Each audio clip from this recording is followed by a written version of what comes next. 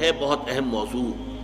یہاں اس سورہ آیت مبارکہ میں ایک خاص واقعہ جو ہے اس کا پس منظر ہے، اس کو سمجھ لیجئے کہ یہ موضوع یہاں زیر بحث کیسے آ گیا. یہ تیسرا نقطہ ہے. اس کو شان نزول بھی کہتے ہیں، اور در حقیقت یہ میں اس کے لیے لفظ استعمال کر رہا ہوں پس منظر. اس آیت کے پس منظر میں تحویل قبلہ کا جو واقعہ ہوا ہے وہ ہے. آپ کے علم میں ہوگا کہ حضور جب تک مکے میں رہے آپ نماز ایسے پڑھتے تھے، خانہ کعبہ کے جنوبی سمت میں کھڑے ہوتے تھے جو رکن یمانی ہے، اور دوسرا وہ رکن ہے جس میں کہ حجر اسود نصب ہے. ان دونوں کے درمیان اگر کوئی شخص کھڑا ہوگا تو اس کو کہتے ہیں استقبال القبلتین. بیک وقت خانہ کعبہ بھی سامنے ہے اور بالکل سیدھ میں بیت المقدس بھی سامنے ہے. استقبال القبلتین مکے میں رہتے ہوئے ممکن تھا، اس لیے کہ اگر آپ خانہ کعبہ کے جنوب میں کھڑے ہیں تو آپ کے سامنے کعبہ ہے اور اسی سیدھ کے اندر بیت المقدس بھی ہے. لیکن جب آپ ہجرت فرما کر تشریف لے آئے مدینہ منورہ، اب مدینہ منورہ کے جنوب میں ہے بیت اللہ خانہ کعبہ مکہ مکرمہ، اور شمال میں ہے بیت المقدس. لہذا اب استقبال القبلتین تو ممکن نہیں. اب یہ ہم نہیں جانتے، نہیں کہہ سکتے کہ آیا یہ کسی وحی خفی کی بنیاد پر ہوا، اس لیے قرآن میں کوئی وحی جلی موجود نہیں ہے، یا یہ حضور کا اپنا اجتہاد تھا جس سے کہ اللہ تعالیٰ نے پھر ریکگنائز کر لیا، اس کو منظور کر لیا. لیکن حضور نے مدینے جا کر نماز پڑھنی شروع کی بیت المقدس کی طرف رخ کر کے، شمال کی طرف، اور خانہ کعبہ پشت پر ہے. یہ چیز شاخ گزر رہی تھی ان لوگوں کو جو مکے سے چل کر آئے تھے. جتنی محبت انہیں خانہ کعبہ سے تھی اس کا ہم اندازہ نہیں کر سکتے. خود حضور جب روانہ ہوئے تھے مکے سے ہجرت کے لیے تو آپ خانہ کعبہ کے پردے پکڑ کر چمٹ کر آپ نے کہا تھا کہ اے کعبہ تجھے معلوم ہے، اے بیت اللہ تو جانتا ہے مجھے تجھ سے کتنی محبت ہے، لیکن یہاں کے لوگ مجھے یہاں نہیں رہنے دے رہے، میں یہاں سے جانے پر مجبور ہوں. یہ تجھ سے ہجرت کر کے جا رہا ہوں. اس حوالے سے سب کو پسند تھا. لیکن یہ کہ نماز پڑھ رہے ہیں خانہ کعبہ کی بجائے بیت المقدس کی طرف رخ کر کے. اس کے بعد 16-17 مہینے کے بعد قرآن مجید میں حکم آ گیا، قد نرى تقلب وجهك في السماء فلنولينك قبلة ترضاها فول وجهك شطر المسجد الحرام. اے نبی ہم آپ کے چہرے کا بار بار آسمان کی طرف اٹھنا دیکھتے رہے ہیں. حضور انتظار کر رہے تھے کہ کب حکم آئے کہ ہم خانہ کعبہ کی طرف رخ کر لیں. اس سے میرا گمان یہ ہے کہ وحی خفی کی بنیاد پر حضور کا فیصلہ تھا. قرآن مجید میں جو وحی آ گئی ہے شامل ہے، اسے وحی جلی کہتے ہیں، اور حضور پر اور بھی وحی ہوتی تھی وحی خفی جو قرآن مجید میں شامل نہیں ہے. بہت سی احادیث در حقیقت وہ وحی ہی پر مبنی ہے، لیکن وہ باللفظ نہیں ہے، بالمعنی ہے، اور وہ وحی جلی نہیں ہے، وحی خفی ہے. تو یہ معلوم ہوتا ہے وحی خفی کی بنیاد پر تھا، لیکن حضور پر بھی شاخ گزر رہا تھا اور مکے والوں پر بھی شاخ گزر رہا تھا. اور حضور بار بار آسمان کی طرف نگاہ اٹھاتے تھے کب جبرائیل آئیں اور کب یہ حکم ہو کہ ہم اپنا رخ بدل دیں اور بجائے شمال کی طرف رخ کر کے نماز پڑھنے کے جنوب کی طرف رخ کر کے نماز پڑھیں. تو اللہ فرماتا ہے قد نرى تقلب وجهك في السماء فلنولينك قبلة ترضاها. اے نبی ہم دیکھتے رہے ہیں آپ کے چہرے کا آسمان کی طرف بار بار اٹھنا، تو لیجئے ہم بدل دیتے ہیں، آپ کا چہرہ کر دیتے ہیں رخ اسی طرف جو آپ کو پسند ہے. فول وجهك شطر المسجد الحرام. تو اب اپنا رخ پھیر دیجئے مسجد حرام کی طرف. فیصلہ حکم آ گیا. اب یہاں نوٹ کیجئے، یہاں وہ جو مذہبی ایک خاص ذہنیت تھی جس کا میں نے پہلے ذکر کیا تھا، جن کے نزدیک ظواہر کی بہت اہمیت ہے. ہر عمل کا ایک تو ہے باطن، اس کی روح، ایک اس کا ظاہر ہے. لیکن عام طور پر جو کٹر قسم کے اور جو زیادہ سمجھدار لوگ نہیں ہوتے، ان کے اندر زیادہ اہمیت جو ہے وہ ظواہر کی ہو جاتی ہے، باطن کی طرف توجہ نہیں ہوتی، روح کی طرف جو ہے توجہ نہیں ہوتی. تو کچھ نہ کچھ مسلمانوں میں بھی ایسے حضرات تھے لیکن اس سے بڑھ کر یہودیوں نے ایک طوفان اٹھا دیا. پہلے تو یہودی خوش تھے، انہیں یہ احساس ہوا کہ محمد تو ہمارے کیمپ فالوور ہیں. جب ہمارے قبلے کی طرف رخ کر کے انہوں نے نماز پڑھنی شروع کی ہے، اس کا مطلب ہے کہ ہی از فالوئنگ اس، تو ہمارے پیروکار ہو گئے، تو جھگڑا کائے کا ہے. لیکن اب جب آ گیا یہ کہ اپنا رخ بدل دیجئے، اب پیٹھ ہو گئی بیت المقدس کی طرف اور رخ ہو گیا خانہ کعبہ کی طرف، تو ان کے کان کھڑے ہوئے کہ یہ تو کوئی مسئلہ جو ہے کچھ اور ہے. ایک نئی امت کی تشکیل ہو رہی ہے اور ایک نئی بالکل شریعت آ رہی ہے، نئی امت جو ہے وہ وجود میں آ رہی ہے. انہوں نے اس کو ایک مسئلہ بنا لیا، پروپیگنڈے کا طوفان کھڑا کر دیا. یہ کیسے نبی ہیں جن کا قبلہ ہی معین نہیں ہے؟ 16 مہینے ادھر رخ کر کے نماز پڑھی. اگر ادھر کا قبلہ تھا تو وہ غلط تھا، تو 16 مہینے کی نمازیں زیرو ہو گئی. ایک ہی ہوتا ہے، ان کا قبلہ ہی معین نہیں ہے. 16 مہینے ادھر رخ کر کے نماز پڑھی، اب ادھر رخ کر لیا.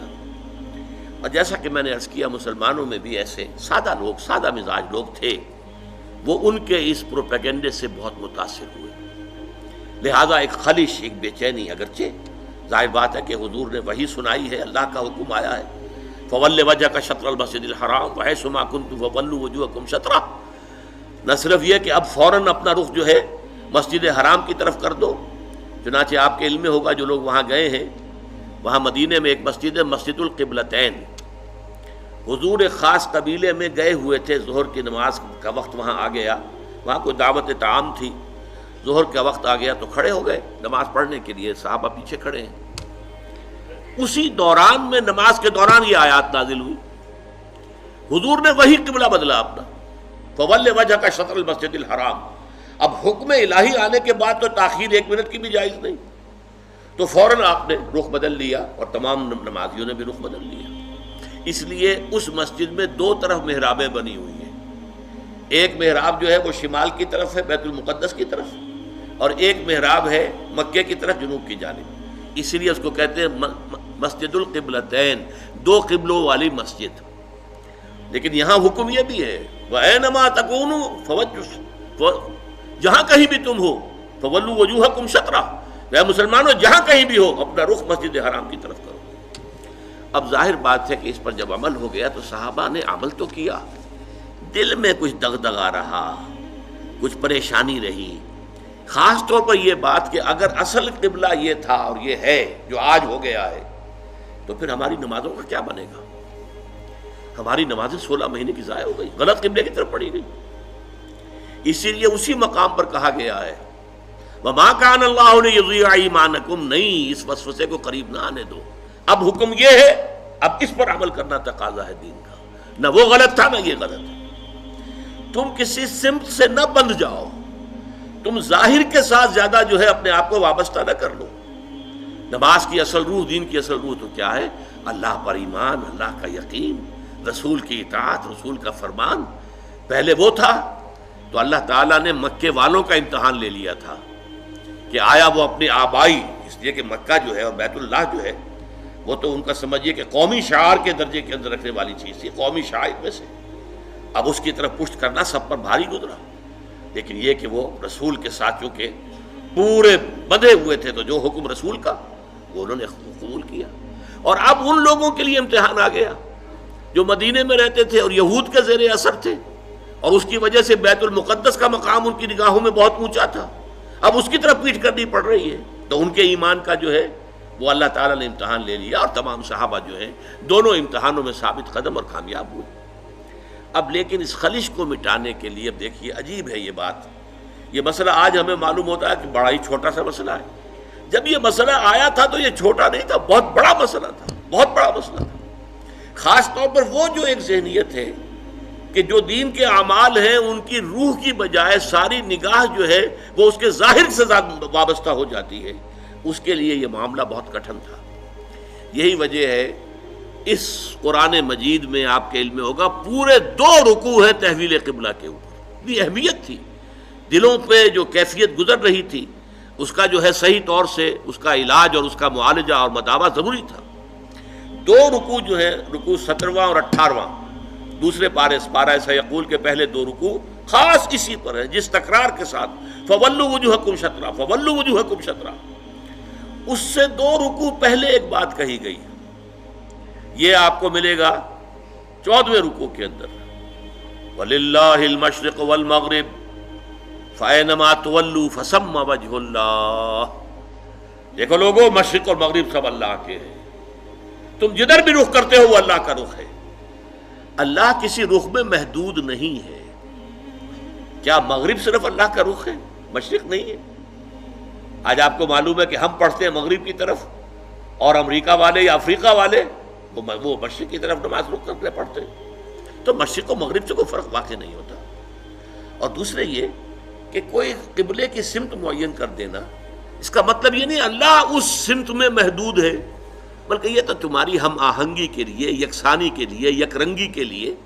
ایسا نہ ہو کہ اب آپ کھڑے تو کسی کا رخ ادھر ہے، کسی کا رخ ادھر ہے، کسی کا ادھر ہے، کسی کا ادھر ہے۔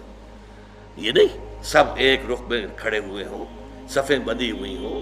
دیکھنے والا جو ہے، کوئی شخص اگر آ جائے اچانک، وہ بھی اس سے متاثر ہوتا ہے۔ ایک فرانسیسی سیاح صرف اس منظر کو دیکھ کر ایمان لے آیا تھا۔ وہ آیا تھا مصر سیاحت کے لیے، اور وہ جو بہت بڑا وہاں کا دارالعلوم ہے، جامع الازہر، اس کی جو جامع مسجد ہے، اس کے وہ مینار پر چڑھ گیا۔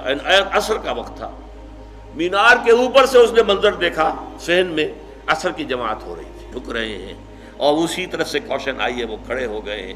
یہ منظر ایسا اس کے دل کے اوپر اس نے اثر کیا، وہ ایمان لے آیا کہ جس مذہب کی عبادت اتنی منظم، اس کے اندر یہ رنگ ہے، گویا کہ ملٹری پریڈ ہو رہی ہے، اس طرح کا انداز عبادت کا، ایک تو کلیکٹیو، انفرادی نہیں، اجتماعیت کی اہمیت، اور پھر اس کے اندر وہ رنگ اور یکسانی، ہم رنگی دیکھ کر۔